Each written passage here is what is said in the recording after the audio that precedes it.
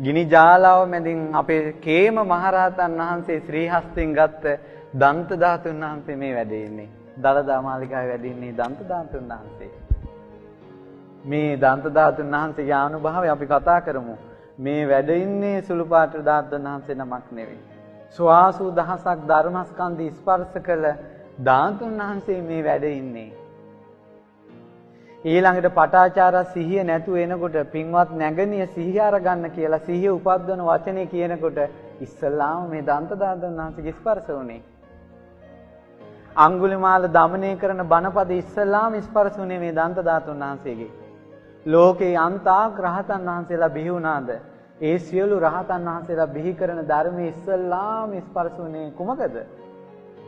මේ දන්ත ධාතුන් වහන්සේ. ලංකාවේ ඒ වෙනකොට රජ කරන්නේ කිස්සිරි මෙවන් රජුරුව. රජුරුවන් දුන්න රජුරුව හරසරින් දන්ත ධාතුන් වහන්සේ පිළිගත්තා.